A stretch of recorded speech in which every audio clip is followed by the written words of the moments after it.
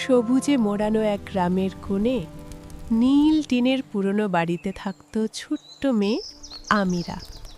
চোখে হাজার প্রশ্ন, মনে লুকিয়ে ছোট ছোট স্বপ্ন। তার সঙ্গে থাকতেন দাদি, ভালোবাসায় ভরা এক আশ্রয়। কিন্তু রাত নামলে অদ্ভুত এক ভয় আমিরার বুকের ভেতর ঢুকে যেত। অন্ধকারের ভয়। এক রাতে বাইরে হাওয়া, ঘরে নীরবতা। আমিরা কম্বল জড়িয়ে বসে কাঁপছে। ঠিক তখনই লণ্ঠন হাতে দাদি ঘরে ঢুকলেন। দাদি, রাত নামলে আমার এত ভয় লাগে কেন? মনে হয় অন্ধকারে কেউ আছে। ভয় পাওয়া দোষের কিছু না, কিন্তু একটা গোপন কথা আছে জানো, যা সবাই জানে না। কি কথা দাদি? দাদি তার হাত ধরে বললেন, অন্ধকার যত গভীরই হোক, মানুষের নিজের ভেতরেও আলো আছে। আল্লাহর দেয়া সেই আলো, যা দোয়া আর নামাজে জ্বলে ওঠে।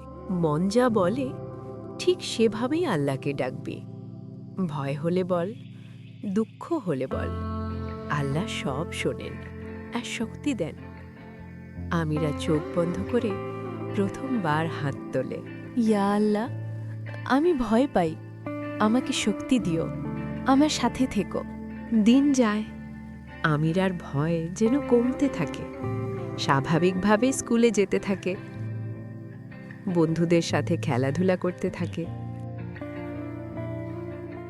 হঠাৎ একদিন দাদির জরুরি কাজে অন্য গ্রামে যেতে হবে। সেদিন বিকেলেই দাদি আমিরাকে বলল। রাত্রে আমিরা একা একা কান্না করছে আর দাদিকে বলল, আমি একা কিভাবে থাকব। দাদি বলল, শুধু একদিন থেকেই চলে আসবে।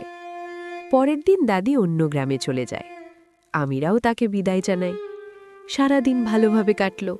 সন্ধ্যার পরে শুরু হয় ঝড় বৃষ্টি। আমিরা আবার ভয় পেয়ে কাঁদতে লাগল। কিন্তু ঠিক সেই মুহূর্তে দাদির কথা মনে পড়ে গেল। ভেতরের আলো। আমিরা চোখ বন্ধ করে বলল, ইয়া আল্লাহ, আমি ভয় পাচ্ছি, আপনি আমাকে সাহস দিন।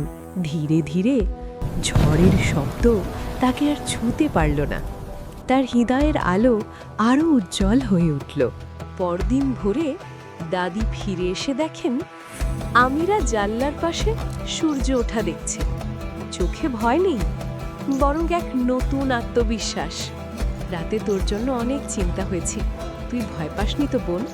খুব ভালো দাদি, আমি আল্লাহকে বলেছিলাম, তিনি সারা রাত আমার সাথে ছিলেন। দাদি তাকে শক্ত করে জড়িয়ে ধরলেন। শোনো ছোট্ট বন্ধুরা, যখন মনির ভেতর অন্ধকার নামে, দোয়া করো, কারণ দোয়া শুধু শব্দ নয়, এটা তোমার হৃদয়ের আলো, যে আলো তোমাকে রক্ষা করে, শান্তি দেয় আর শক্ত করে তোলে। এভাবেই ছোট্ট আমিরা খুঁজে পেল তার ভেতরের সত্যিকারের আলো।